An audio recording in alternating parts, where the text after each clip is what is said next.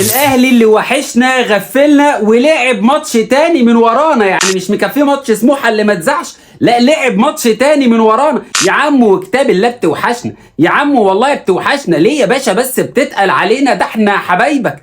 عموما يا جماعه النادي الاهلي لعب امبارح مع شباب الاهلي، وما تسالنيش ازاي. هو النادي الاهلي لعب مع شباب الاهلي. المهم ان النادي الاهلي لما لعب مع شباب الاهلي، المباراه دي هي مباراه تحضيريه لمباراه شباب بلوزداد اللي ان شاء الله هتبقى يوم 16 اللي جاي بعون الله.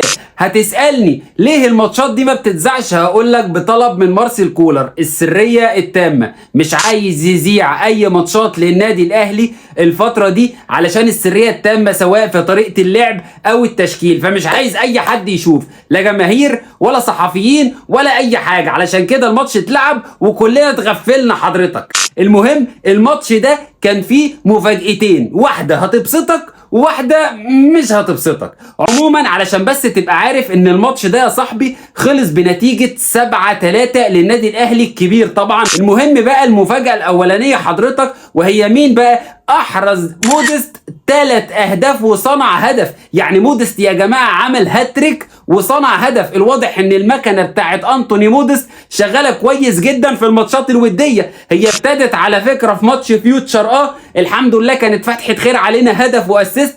بعد كده مباراه وديه مع النادي الاماراتي احرز طبعا هدف، وبعد كده والنهارده مباراه وديه بقى احرز 3 اهداف. ان شاء الله بقى المباراه الرسميه اللي جايه يلين كده، علشان المكنه شكلها مش هتطلع قماش، دي المكنه بعون الله بتطلع حرير والمظات يا جماعه. المفاجاه الثانيه بقى اللي هي مش كويسه، هو ان النادي الاهلي يعني كسب 7-3. خلي بالك ان مؤشر مش كويس خالص ان النادي الاهلي يجي فيه 3 اهداف من فرقه الشباب. يعني انت كده حضرتك عندك مشكله منيله ب60 نيله، سواء في الدفاع او في حراسه المرمى. في جرس انذار ان خط الدفاع بتاعنا فيه مشكله. فان شاء الله مارسيل كولر بيعمل الماتشات دي علشان يعرف نقط القوه بتاعتنا ويستغلها كويس، ويعرف نقط الضعف ويقفلها، علشان بعون الله نلعب ماتش شباب بلوزداد ونرجع منه بعون الله مجبورين الخاطر. ان شاء الله نكسب علشان نفضل راكبين المجموعه يا برنس.